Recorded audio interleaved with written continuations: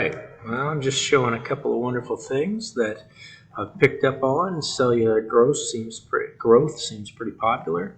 Kerdeikis really does a nice job in taking what I spent tons of time on going through, which was Lon Nguyen's C# scripting for cellular 3D growth, which was just a wild, multi-6-hour lecture. But I did like to see what Kerdeikis had done with it to simplify it. With Kangaroo Solver. So why not get a sense of Kangaroo and what it does? I'm going to jump in here and put it on that we're only looking at the geometry we're looking at. Curve, I think, is started right here. Anyone you want to generate, and I've internalized that. You can get in here and edit it, I guess, if you wanted to. You'd have to bake it out, change it, because like most files, I live off of the GH file and I don't really link it to a 3DM file. Dividing those points, you can see how many points have been divided on here. 500.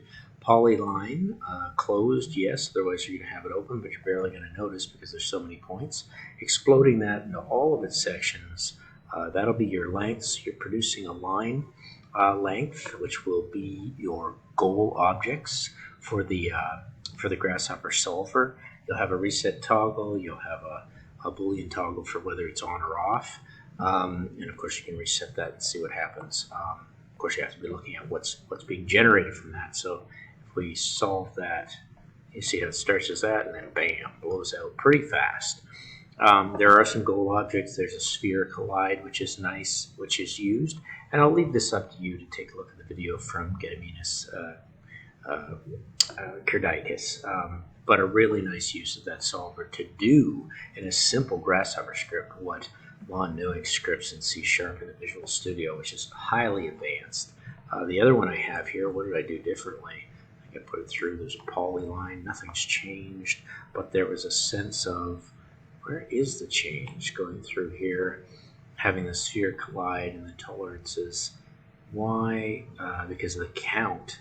Oh, getting into a rebuild curve to speed things up. So you end up having this one that goes out as a polyline, but if you actually take that polyline and force it into a rebuild curve, you can get a nice geometry off of it. So from the initial stages, I think that's what it's showing it. We can activate that again. You can see how that explodes out and does its jazz. End tangents, rebuild curve, 2000 count on it, just extending it. And that's a very simple exercise, and then you can go even farther with the next script. Kangaroo is quite a device that there's so many online tutorials for it, where it's Kangaroo. And Kangaroo 2 is the one that you'll probably end up using. There's many samples of what you'll have to go in and use. But it does work well for the cellular growth. I'll use a few other examples as we go. Anyway, thanks for watching.